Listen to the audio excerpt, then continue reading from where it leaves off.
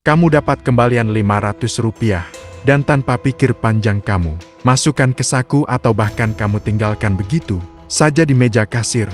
Tapi kalau kembalianmu Rp50.000, kamu pasti menghitungnya dengan teliti dan menyimpannya dengan hati-hati. Padahal keduanya sama-sama uang, sama-sama milikmu, dan sama-sama punya nilai tukar yang nyata. Tapi otakmu memperlakukan mereka secara sangat berbeda. Uang receh terasa seperti tidak berharga, seperti sampah kecil yang boleh diabaikan begitu saja. Dan kebiasaan mengabaikan uang receh ini, meskipun terlihat sepele, ternyata bisa mengakibatkan kerugian finansial yang jauh lebih besar dari yang kamu bayangkan. Fenomena ini disebut denomination effect, atau efek denominasi. Penelitian dalam psikologi keuangan menemukan bahwa manusia menilai uang bukan berdasarkan nilai sebenarnya, tapi berdasarkan bentuk fisiknya. Selembar uang Rp100.000 terasa signifikan dan berharga, tapi 100 keping uang receh yang totalnya juga Rp100.000 terasa remeh dan tidak berarti.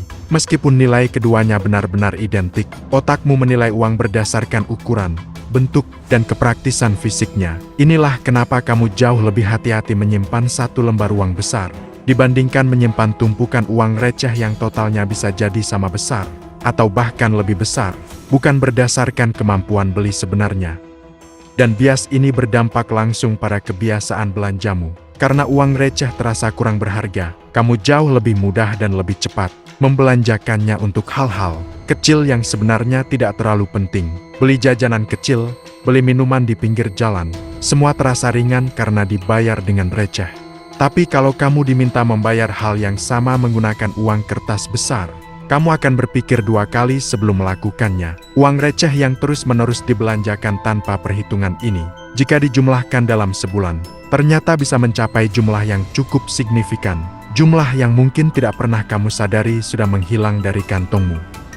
Banyak orang sangat berhati-hati menghindari kesalahan finansial besar, tapi mengabaikan sepenuhnya kebocoran kecil yang terjadi setiap hari lewat uang receh. Padahal kebocoran kecil yang konsisten setiap hari, jika dibiarkan selama 1 tahun penuh, bisa setara atau bahkan lebih besar dari satu kesalahan finansial besar yang selama ini kamu takutkan. Uang receh yang kamu abaikan hari ini, jika dikumpulkan konsisten selama setahun, sebenarnya bisa digunakan untuk hal yang jauh lebih bermakna, seperti dana darurat kecil atau modal awal investasi. Lalu bagaimana cara mengatasi bias ini? Langkah pertama, secara sadar perlakukan semua bentuk uang dengan nilai yang sama. Tidak peduli apakah itu uang kertas besar atau uang receh kecil. Langkah kedua, siapkan tempat khusus untuk mengumpulkan uang receh, dan hitung isinya secara rutin setiap minggu, sama seperti kamu menghitung uang kertas. Langkah ketiga, sebelum membelanjakan uang receh untuk hal kecil, tanyakan pada dirimu pertanyaan yang sama seperti ketika kamu akan membelanjakan uang kertas besar.